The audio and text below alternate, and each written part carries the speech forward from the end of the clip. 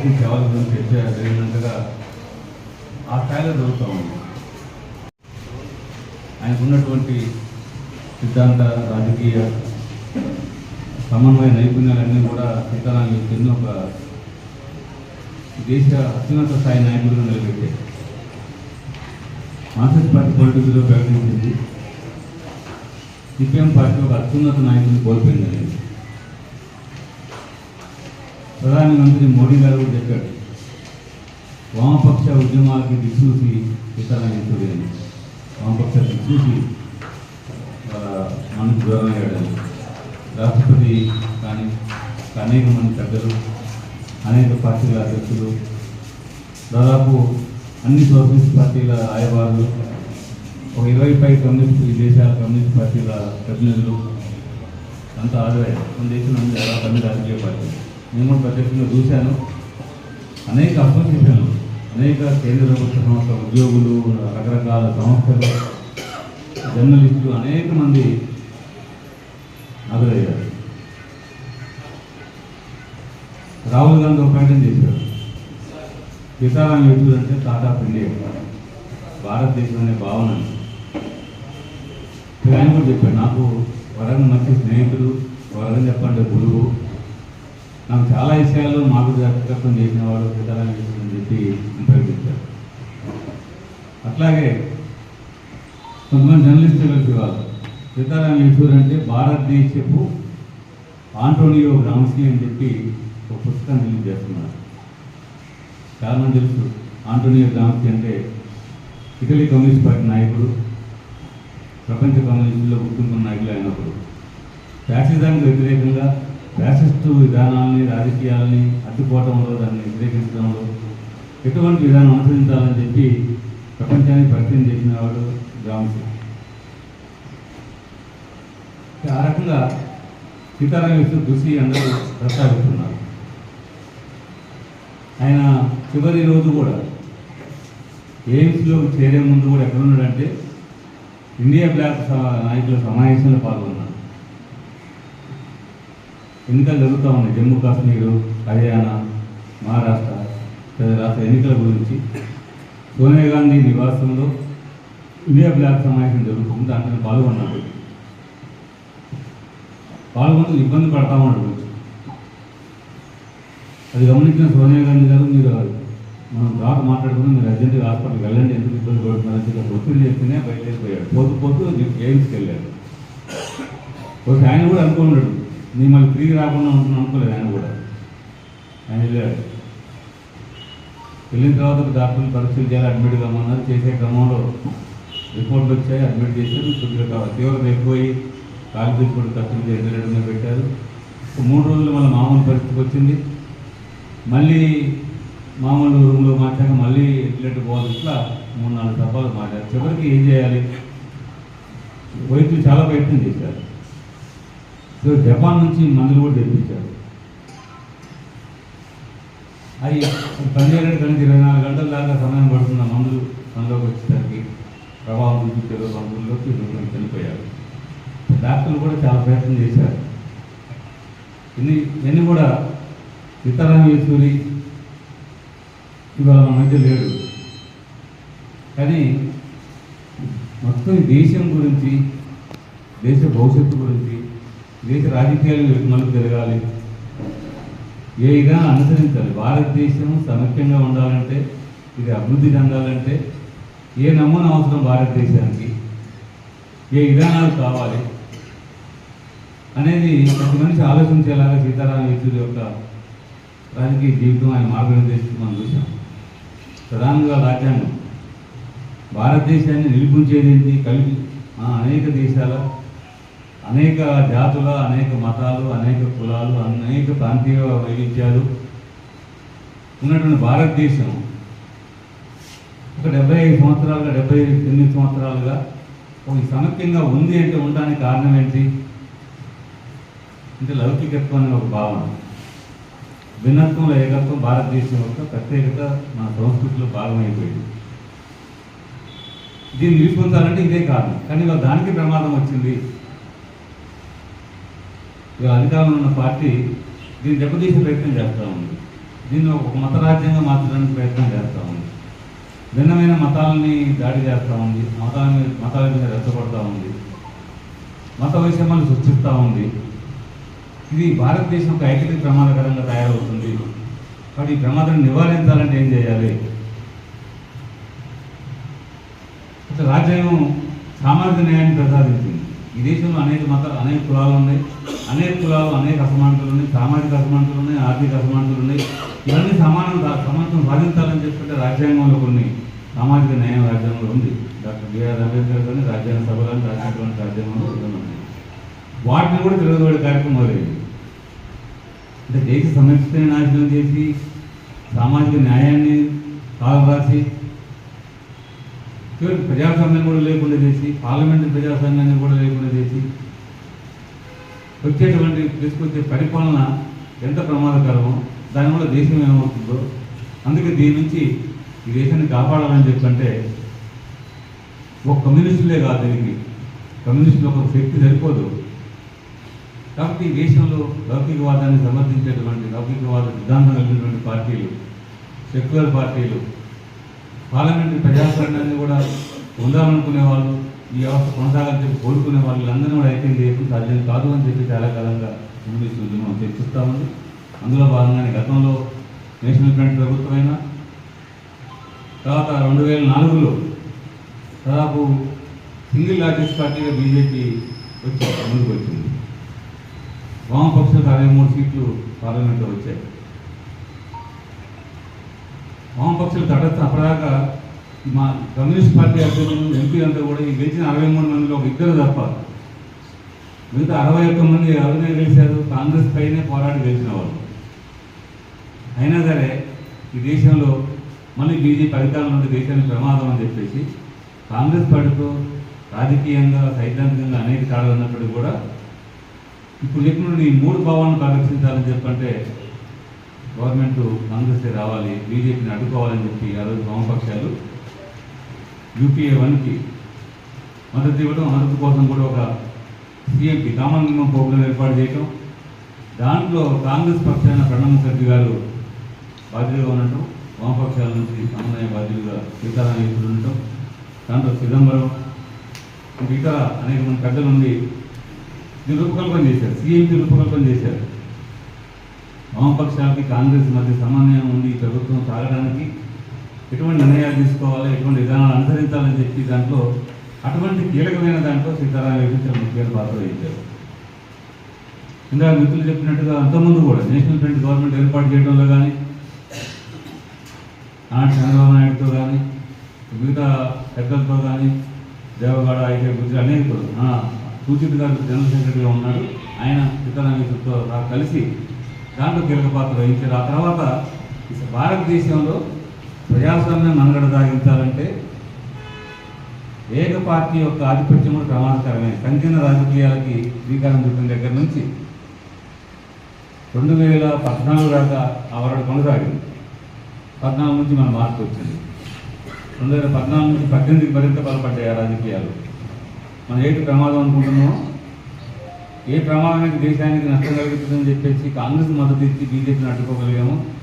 కానీ 10 సంవత్సరాల తర్వాత బీజేపీ మరింత బలపడింది, కాంగ్రెస్ బాగా బలహీనపడింది, తర్వాత వామపక్షాలు బలహీనపడ్డాయి పార్లమెంట్లో. బీజేపీ బలం క్రమంగా పెరుగుతూ 2018కి స్వతహాగానే 303 సీట్లు రావటం, మొన్నటి ఎన్నికల్లో 400 సీట్లు గెలుపుతామని చెప్పి ఆలోచించిన దశలో చాలామంది అనుకున్నారు అసలు బీజేపీకి ఎదురు లేదు, ఇప్పుడు పోటీ ఇవ్వగలిగే స్థాయిలో కూడా ప్రతిపక్షాలు లేవు, 400 సీట్లు వస్తాయని చాలామంది అన్నారు. మీడియా అంతా అనుకూలంగా భాగం 400 సీట్లు వస్తున్నాయి. 370 సీట్లు అడిగిన మోడీ, 370 సీట్లు అంటే 370 సెంటిమెంట్ అన్నమాట. మీ 370 ఆర్టికల్ రద్దు చేసాం, కాశ్మీర్ని నాశనం చేసాం కాబట్టి 370 సీట్లు ఇవ్వండి, తిరిగి 400 మొత్తం కలిసి బీజేపీ మిత్రపక్షాలకు ఇవ్వండి. 400 ఇస్తే ఏం చేస్తారు మీరంటే వాళ్ళు కొంతమంది బాధంగా చెప్పారు, ఎంపీలు రాజ్యాంగాన్ని మార్చేస్తున్నాను. మరి ఏం తీసుకొస్తారు? రాజ్యాంగం మారితే ఏమొస్తుంది అంటే మనధర్మ శాస్త్రం, రాజ్యాంగం. వాళ్ళ మధ్య ఒక ప్రయత్నం కూడా చేశారు, హైదరాబాద్ మీటింగ్ పెట్టారు, ప్రాచీన రాజ్యాంగం అని పేరు. ఇప్పుడున్న రాజ్యాంగం, అంబేద్కర్ రాసిన రాజ్యాంగం ఈ దేశానికి చాలా ఆటంకంగా ఉంది. ఈ దేశంలో అనేక సమస్యలకు కారణమవుతుంది. దీన్ని తొలగించి ఏ రాజ్యాంగం కావాలంటే ప్రాచీన రాజ్యాంగం కావాలి. దాని పేరు అసలు పేరు మనవాదమే. పేరు అది పెట్టారు. అది తీసుకొచ్చి ఆలోచనలు చేస్తూ ఉన్నాడు. అంటే ఏముంటుంది, ఈ దేశంలో ఉన్నవాడు లేనివాడు, అంటరానివాడు, అనుకోకూడదు అనుకునేవాడు, అసహించుకునేవాడు, ఎక్కువ తక్కువ సామాజికంగా అసమానతలు, స్త్రీ పురుషులు సమానత్వం కాదు, అన్ని కులాలు సమానం కాదు, అందరూ సమానం కాదు అని చెప్పి ఒక సిద్ధాంతం ఏతుందో దాన్ని పట్టుకొచ్చే ప్రయత్నం చేస్తున్నటువంటి భావజాలం దాంట్లో ఉంది. అందుకే దీన్ని అడ్డుకోవాలని చెప్పంటే చాలామంది చెప్పినట్టుగా ఇండియా కూటమి ఏర్పడాలి. ఇండియా కూటమి ఏర్పాటు చేయడంలో అందుకే రాహుల్ గాంధీ చెప్పాడు, సీతారాం యేచూరి ఇండియా కూటమి నిర్మాత అని చెప్పి. దాన్ని నిర్మించడంలో భిన్నమైన రాజకీయ పార్టీలని, చాలా పార్టీలకు చాలా వైరుధ్యాలు ఉన్నాయి. ఇంతున్న సిపిఎం పార్టీకి, కాంగ్రెస్ పార్టీకి కేరళలో ప్రధాన ప్రత్యర్థి. హిందీ స్థాయిలో అంత వైరుధ్యం ఉన్నప్పుడు, అంత తీవ్రంగా రాజకీయంగా పోరాడుతున్నప్పుడు కూడా ఈ దేశ ప్రయోజనాల కోసం అందరం కలవాల్సిన అవసరం ఉంది. మన మధ్య ఉన్న రాజకీయ సిద్ధాంత విభేదాన్ని పక్కన పెట్టి దేశ ప్రయోజనాల కోసం ఏదైనా ఒక దాన్ని రావాలి, ఒక తాటిపైకి అని చెప్పి ఆలోచన చేసి దాంట్లో కలపరాటంతో అనేది సమన్వయం చేయడంలో వామపక్ష పార్టీలు వ్యతిరేకంగా సీతారాం యేచూరి ఒక పాత్ర దాంట్లో కీలకంగా ఉంది అనేది వాళ్ళందరూ సోనియా గాంధీ మాట్లాడింది, రాహుల్ గాంధీ చెప్పాడు, చాలామంది పెద్దలు చెప్పారు. ఇది ఉంది. అందుకే ఇప్పుడు దీన్ని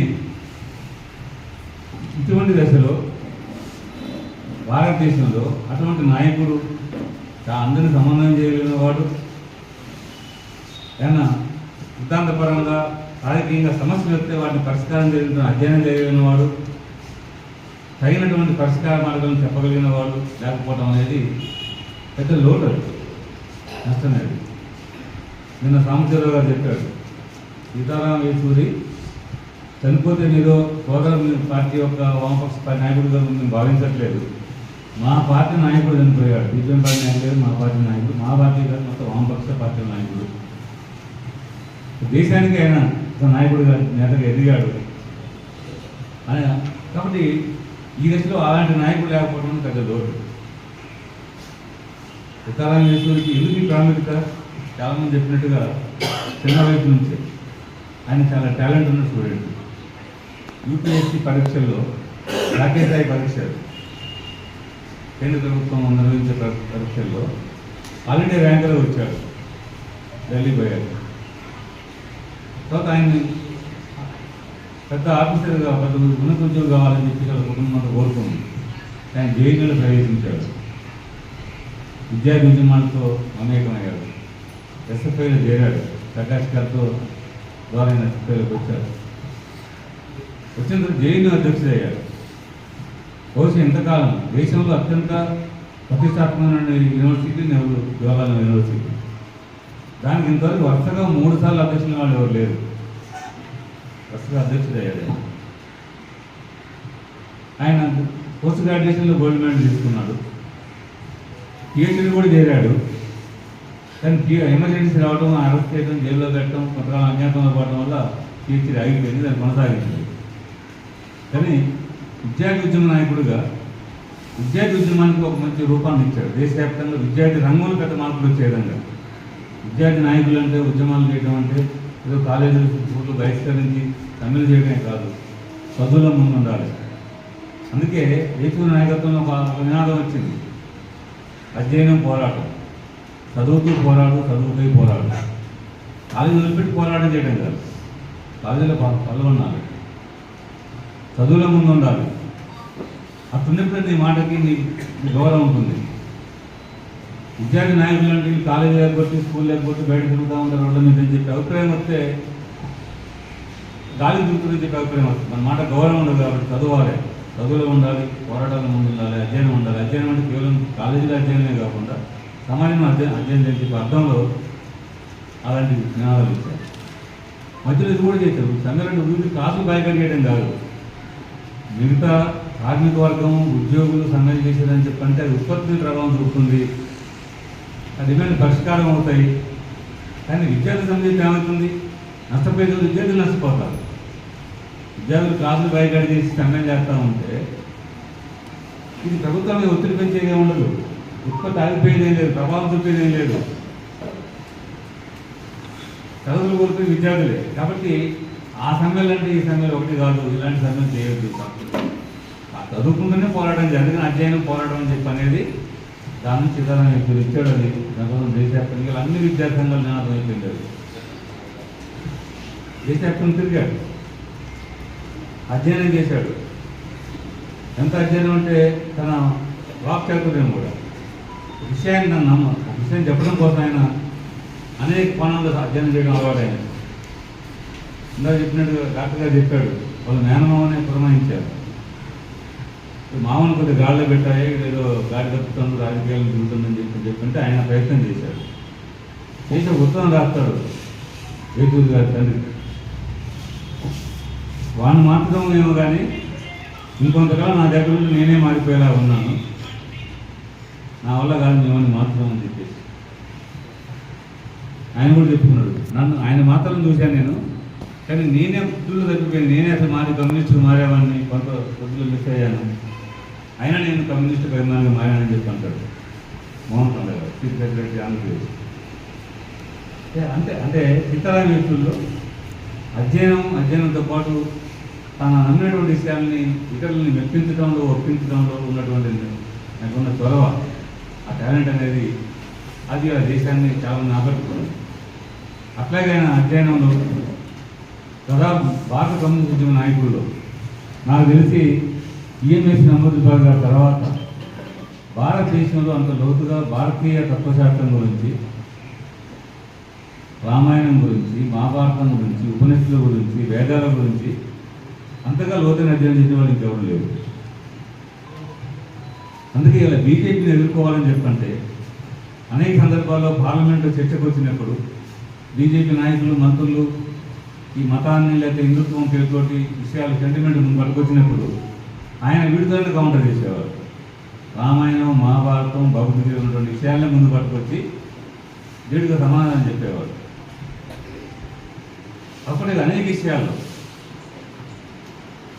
విద్యార్థుల మీద కేసులు, దేశద్రోహ నేరం కేసులు, పౌర హక్కుల నాయకుల మీద, అనేక మంది మేధావుల మీద, న్యాయవాదులు, అనేక మంది ఇతర ప్రముఖులు, పరవరావు లాంటి రచయితల మీద ఇటువంటి దేశద్రోహ నేరాల కేసులు మోపి ఉపా చట్టాలు పెట్టి జైలు నుంచి బయటికి రాకుండా ప్రయత్నం మీద అలాంటి వాటి మీద పార్లమెంట్లో చర్చ చేయటం, ఈ ప్రభుత్వం నిర్గాఢంలో పెట్టడం, చివరికి రాష్ట్రపతి ఉపన్యాసానికి ధన్యవాదం చెప్పే తీర్మానం ఉంటుంది పార్లమెంట్. ఉభయ సభలు ఉద్దేశించి రాష్ట్రపతి మాట్లాడుతుంది. రాష్ట్రపతి మాట్లాడిన తర్వాత ధన్యవాదాలు చెప్పే తీర్మానం మీద రాజకీయ చర్చ నడుపుతుంది, పాల్గొంటూ ఉంటారు. రాష్ట్రపతి ప్రసంగం రాజకీయ ప్రభుత్వం ఒక విధానంలో ప్రసంగంలో పేర్కొంటారు.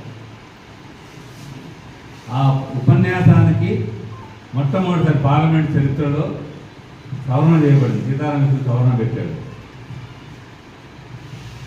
సవరణ చర్చ జరిగింది, చివరికి ఓటింగ్ జరిగింది. ఆ ఓటింగ్లో సవరణ చేయాలని చెప్పి పార్లమెంట్ మెజారిటీ ఆమోదించింది. ఇది మొట్టమొదటిసారి పార్లమెంట్ జరిగినటువంటిది.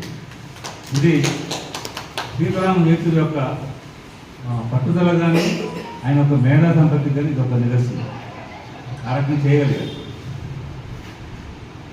ఆయన పార్లమెంట్ నుంచి పోయేటప్పుడు చాలామంది పెద్దలు కూడా అనేక పార్టీల వాళ్ళు మీరు ఉండాలి మన పార్లమెంట్లో సిపిఎం పార్టీకి అప్పీల్ చేశారు, మళ్ళీ ఆయన్ని తిరిగి కొనసాగించండి అని చెప్పి మళ్ళీ ఉండాలి ఆయన.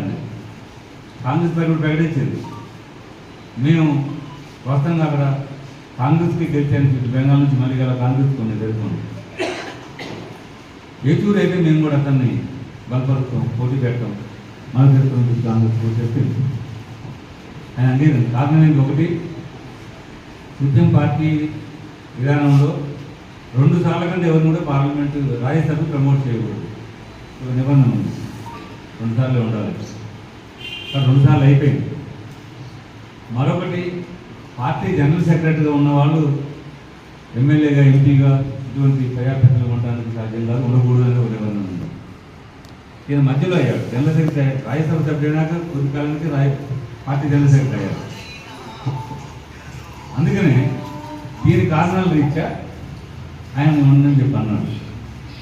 కానీ పార్లమెంటు విడుకుడు సభలు చివరికి మోడీ గారి నాయకత్వంలోనే ఉత్తమ పార్లమెంటేరియన్గా సీతారాం యేచూరిని పార్లమెంట్ గుర్తించాల్సిన పరిస్థితి వచ్చింది. గుర్తించారు. ఆ ఉత్తమ పార్లమెంట్ అవార్డు కూడా ఇచ్చారు. ఆయన ప్రధానంగా ఆయన రచనలు నిరంతరం ఇంకో రకం చూస్తే ఆయన పర్యటనలు కూడా తీవ్రంగా ఉంటాయి. నిరంతరం పర్యటనలే. ఆయన చెప్పే సందర్భంలో నా టైం ఎక్కువ విమానంలో గడిచిపోతుందని చెప్పేసి ఎక్కువసార్లు సీతారాం యేచూరిని పిలుస్తారు పార్టీలో. ఎందుకంటే ఇందాక కిషోర్ గారు చెప్పాడు, పెద్ద పరిచయం లేని కాలేజీ కుర్రోళ్ళ మధ్య కూడా వాళ్ళతో కలిసి రమ్మని చెప్పి ఎక్కువయ్యాడు.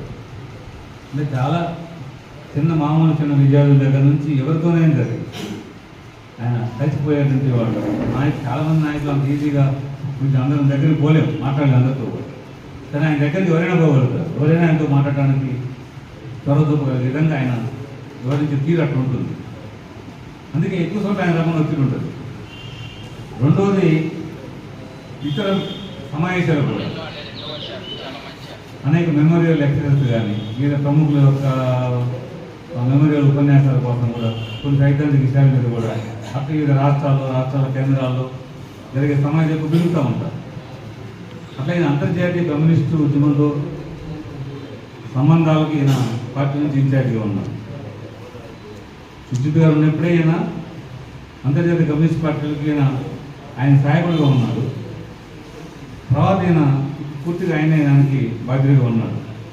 గత 20-10 సంవత్సరాలుగా అనేక కమ్యూనిస్ట్ పార్టీల మాసంలో ఆదరణ కావడం ప్రపంచంలో అనేక దేశాలతో సంబంధం నిలబెట్టుకోవడంలో చాలా ముఖ్యమైన పాత్ర వహించారు. మన చాలా కమ్యూనిస్ట్ పార్టీ పెద్దలు చెప్పారు సొంత సందేశంలో వచ్చి. మేము కూడా సీతారాం యేచూరి ఒక మేధావి. మా దేశాల పరిస్థితులు కూడా ఆయన అధ్యయనం మా సభలకు వచ్చే ముందు మా దేశాలు ఉన్న కండిషన్స్ ఏంటో కొంచెం ఆయన అధ్యయనం చేసి వచ్చి మా సభల్లో మాకు గుర్తు చేస్తూ ఉంటే, మాకు సూచనలు చేస్తూ ఉంటే మాకు చాలా ఆశ్చర్యం వేసేది. అంత మంచి మేధావులను కోరుకుని చెప్పారు. ఆ రకంగా ఆయన చెప్పాడు చాలా సందర్భాల్లో నేను ఇక నా టైం చెప్పి జర్నీలో ఉంటుంది కాబట్టి చదవాలన్నా రాయాలన్నా విమానాల్లోనే జర్నీలోనే ఎక్కువ జరుగుతూ ఉందని చెప్పి చివరికి ఎయిమ్స్లో బెడ్ మీద ఉండి కూడా ఒకరు 3 కాస్త మామూలుగా గాలి పీల్చుకునే అవకాశం వచ్చిన తర్వాత లేచి కూర్చున్నప్పుడు కూర్చొని నిన్నే వైరల్ అయింది ఒక ఫోటో ఫేస్బుక్కి చివరిసారిగా రాస్తున్నటువంటిది. అంటే ఆయన ఎప్పుడు ఒక స్థాయికి వచ్చాం కదా, కొన్ని పుస్తకాలు చదివడం, కొంత అవగాహన నుంచి నిరంతరం అధ్యయనం చేయడం రాయటం. ఒక ప్రముఖ ఆలోచన పత్రిక రెగ్యులర్గా లెఫ్ట్ హ్యాండ్ డ్రైవ్ అని చెప్పేసి రెగ్యులర్గా ఆర్టికల్స్ రాస్తున్నారు కంటిన్యూషన్. ఆయన స్టూడెంట్ స్టబుల్కి ఎడిటర్గా ఉన్నాడు విద్యార్థి నాయకుడు ఉన్నప్పుడు. తర్వాత పార్టీ పత్రికకి పీపుల్స్ డెమోక్రసీకి ఆయన సంపాదకులుగా ఉన్నాడు. దానికి రెగ్యులర్ వ్యాసాలు రాస్తున్నాడు. ది మార్క్సిస్ట్ అనేటువంటి ఒక మంత్లీ మ్యాగజైన్కి ఆయన చాలా కాలం ఎడిటర్గా ఉన్నాడు, సెక్రటరీగా. అంటే విభిన్న కోణాలు పార్టీ జనరల్ సెక్రటరీగా నిరంతరం సమావేశాలు, రాష్ట్రాల పర్యటనలు, వివిధ సభల్లో పాల్గొనడం, ప్రతిపక్షాలతో సమన్వయం, ప్రతిపక్షాల మీటింగులు, వీటితో పాటు మన పత్రికలకు రాయడంలో అంటే ఒకే సమయంలో అనేక పనులు నిర్వహించడంలో అనేక పనులు చేయడం విధంగా అసాధారణమైన సామర్థ్యం అందరూ సాధ్యం కాదు. ఆ రకంగా బహుముఖ ప్రజ్ఞాటని చెప్పంటే చాలామంది అది చక్కగా ఆయన పూర్తిగా ఆయనకు వర్తించుద్దని చెప్పేసి ఎటువంటి బహుముఖ ప్రజ్ఞాశాలి, అటువంటి దార్శనికుడు, నిజంగా భారతదేశంలో ఒక మంచి దార్శనికుని, ఒక మంచి నాయకుడిని, భారతదేశం గురించి ఒక మంచి సమగ్రమైన అవగాహన ఉన్నటువంటి నాయకుడిని కోల్పోయింది అనేది వాస్తవం. ఇది లోటే. అయినప్పటికీ కూడా ఇవాళ అందరి కర్తవ్యం ఏంటి? నిన్న రేవంత్ రెడ్డి గారు మాట్లాడారు. జమిలి ఎన్నికలపై నిజంగా బీజేపీ మొన్ననే జమిలి ఎన్నికల మీద కేంద్ర కేబినెట్ ఆమోదించింది, ఒకేసారి ఎన్నికలు నిర్వహించాలని చెప్పేసి. దీంట్లో భాగం ఇది పైకి చూడటానికి ఇది వరుసగా ఎన్నికలు రావడం వల్ల ఒకేసారి లేకపోవడం వల్ల ఎన్నికల కోడ్ వల్ల అభివృద్ధి కుంటుపడుతుంది, ఖర్చు పెరుగుతుంది చెప్పి మాట పైకి కోపడేది. దీన్ని చాలామంది మధ్యతరగతి వర్గాలు కూడా నిజమేనని చెప్పి ఆయన సమర్థించే విధంగా భ్రమలు పడతారు. కానీ పైకి అనిపించినప్పుడు వచ్చిన లక్ష్యం ఏంటంటే ఈ దేశంలో ఒకే పార్టీ వ్యవస్థ ఉండాలి, ఏదైతే ఆర్ఎస్ఎస్ కోరుకుంటుందో భారతదేశంలో అధిష్ఠిత పరిపాలన కావాలని చెప్పి పార్లమెంటరీ ప్రజాస్వామ్యం ఉండడానికి వీల్లేదని చెప్పేసి ఈ అంబేద్కర్ రాజ్యాంగం ఉండడానికి వీలుదని చెప్పేసి ఏకపార్టీ పరిపాలన కొనసాగాలి, అధ్యక్షతల పరిపాలన కావాలి, లేదా పార్లమెంటు ప్రజాస్వామ్యం కూడా మనం నిర్మూలించేయాలి దీన్ని అనే లక్ష్యానికి అనుగుణంగానే ఒకే పన్ను, ఒకే చట్టం అని, ఒకే న్యాయం అని చెప్పి, ఒకే భాష ఉండాలని చెప్పేసి మొత్తం దేశమంతా హిందీ ఉండాలని రుద్దే ప్రయత్నం కూడా చేశారు. దానికి వ్యతిరేకత రాగానే కొంచెం ఎదురు తగ్గారు. ఈ రకంగా అన్నింటి ఆధిపత్యం సాధించాలని చెప్పేసి మొన్న మార్చినటువంటి భారత క్రిమినల్ చట్టాలను కూడా ఆ పేర్లు చూడండి, మొత్తం కూడా పేర్లన్నీ కూడా హిందీ రుద్దలాగానే ఉంది మన మీద. ఈ రకంగా వ్యవహరించే దాంట్లో జమిలీ ఎన్నికలని చెప్పంటే ప్రతిపక్షాలను దెబ్బతీయటం, బలహీనపరచడం లక్షణం, ప్రత్యేకించి ప్రాంతీయ పార్టీలను బలహీనపరచడం. ఎందుకంటే సహజంగా ప్రాంతీయ అసమానతల మీద ప్రాంతీయ పార్టీలు ఆవిర్భవించాయి. ప్రాంతీయ సమస్యల పరిష్కారం కోసము, అసంతృప్తి కోసము, వాటి పరిష్కారానికి అభివృద్ధి కోసం ఏర్పడిన పార్టీలు ఉన్నాయి. కాబట్టి జాతీయ స్థాయి ఒకే జమిలీ ఎన్నిక దగ్గర ఏమవుతుంది, ప్రాంతీయ సమస్యలు తక్కువ పోయి, ప్రాంతీయ అస్తిత్వాలు తక్కువ పోయి, జాతీయ రాజకీయాలు ముందుకు వచ్చినప్పుడు దేశభక్తి, లేకపోతే దేశం, జాతీయవాదం, ఇవన్నీ మన ముస్లింల ప్రమాదం, ఇస్లామిక్ ప్రమాదం, టెర్రరిజం అన్ని మాటలు చెప్పడం ద్వారా లాభం ఉంది బీజేపీకి. ఇది ఆటంకం అవుతుంది. తెలంగాణ ఎన్నికలు ఏది అనుకోండి, బీజేపీ అనుకూలంగా రావట్లేదు అసెంబ్లీ. అట్లాగే చాలా రాష్ట్రాల్లో పరిస్థితుంది. మొదట బీజేపీ ఒక నినాదం ఇచ్చింది, కాంగ్రెస్ ముక్త భారత్ అని చెప్పింది. సహజంగా ఒక పార్టీని ఓడించాలని చెప్పి అనటం, ఒక పార్టీ లక్ష్యం పెట్టుకోవడం వేరు ఎన్నికలు. అసలు కాంగ్రెస్ లేకుండా భారతదేశంలో చేయాలని చెప్పి స్లోగన్ అన్నారు. ఎట్లా సాధ్యమైంది? భారతదేశంలో స్వతంత్రాన్ని తీసుకొచ్చిన దాంట్లో కాంగ్రెస్ ముఖ్య పాత్ర కదా. అందరినీ కూడగట్టడం రాదు. కాంగ్రెస్ అంటే అందరూ ఉన్నారు దాంట్లో, కమ్యూనిస్టులు, సోషలిస్టులు, గాంధేయవాదులు, రకరకాల అన్ని రకాల శక్తులు, విప్లవకారులు, తిరుగుబాటుదారులు, అనేక శక్తులు కలిపిన జాతీయ ఉద్యమం కాంగ్రెస్. దాన్ని లేకుండా చేస్తానని చెప్పి కాంగ్రెస్ ముక్త భారత్ అన్నాడు. అప్పుడు చాలా ప్రాంతీయ పార్టీలు కూడా సంబరపడ్డాయి, కాంగ్రెస్ ప్రభుత్వం మనకెందుకున్నారు. కాంగ్రెస్ బయటపడ్డాక మళ్ళీ ఏం చేసేవాళ్ళు, మన పోయిన ఎన్నికల్లో ప్రాంతీయ పార్టీలు నిర్మూలించాలి. ప్రాంతీయ పార్టీలు అంటేనే కుటుంబ పార్టీలు, పరివార పార్టీలు, ఈ అవినీతి పార్టీలు, వారసత్వ పార్టీలు, వీటి లేకుండా చేయాలని చెప్పేసి నిర్ణయించారు. అందుకే ఎన్ని సాధించాలంటే ఏంటి, జమిలీ ఎన్నికలు పెట్టి ప్రాంతీయ పార్టీలు నాశనం అయిపోతాయి, బయటపడిపోతాయి. ఇది మరొక ప్రమాదకరమైన అంశం ముందుకు వస్తుంది. దీన్ని ఖచ్చితంగా వ్యతిరేకించాలి. రేవంత్ రెడ్డి గారు చెప్పాడు, సీతారాం యేచూరి గారి యొక్క ఆలోచనలో భాగంగా, ఆయన ఆశయాల్లో భాగంగా ఆయన ఖచ్చితంగా సీతారాం యేచూరి యొక్క మార్గదర్శకత్వంలో దాన్ని విపరీతంగా పోరాడతామని చెప్పేసి మాట్లాడారు. ఇది చాలామంది ఆయన చెప్పారు. అందుకనే ఆ ప్రమాదం రాబోతుంది. కాబట్టి దీనికి మన ఇలా సీతారాం యేచూరిని స్మరించుకోవడం అంటే ఒక నాయకుడు కోల్పోయాం, ఒక మంచి నాయకుడు, ఒక సిద్ధాంతకర్త, జీవితకాలం అందరికీ ఆదర్శంగా రాజకీయాల్లో చాలా రోజులు వాళ్ళు ఉన్నారు. ఇలా కమలా గారు కూడా చెప్పాడు, నిన్న కేటీఆర్ కూడా అదే మాట చెప్పాడు, మాలాంటి వాళ్ళ యువతరానికి ఆయన ఆదర్శంగా ఉంటాడని చెప్పేసి. ఒక 50 సంవత్సరాలు, 72 సంవత్సరాల వయసు, 50 సంవత్సరాల రాజకీయ జీవితంలో ఇప్పుడు కూడా దాంతపరంగా అనే చర్చలు పార్టీలు కానీ ఎక్కడ కూడా తనకున్న గుర్తింపు, తనకున్నటువంటి పరిజ్ఞానం, తనకున్న మేధో సంపత్తి ఎన్ని ద్వారా ఆయన కావాలనుకుంటే చాలా పదవులు వెళ్ళిపోవచ్చు. పదవులే కావాలనుకుంటే చాలా వరకు చాలా అవకాశాలు వస్తాయి. కానీ నమ్మిన సిద్ధాంతం, దానికోసం ఎటువంటి చెసపిసలు లేకుండా, ఎటువంటి ఊహిసాట్లు లేకుండా 50 సంవత్సరాలు నిరంతరాయంగా నిలబడటం అనేది, ప్రయాణించడం అనేది, దానికోసం ముందుకు రావడం అనేది సాధారణ విషయం కాదు. ఇలా ఒకరోజు ఉండలేకపోతున్నాం జెండా కప్పుకొని. ఒకరోజు జెండా కప్పుకొని తెల్లారి మార్చి ఇంకో జెండా కప్పుకునే రాజకీయాలు ఇలా వచ్చినాయి. అవకాశం ఉండేది అది. అధికారమే రాజకీయాలు, సిద్ధాంతాలు, ప్రజాస్వామ్యం, సెక్యులరిజం, ఇంకే విషయాలు ఏం లేవు. ఇప్పుడు గెలిచే అవకాశం కావాలి,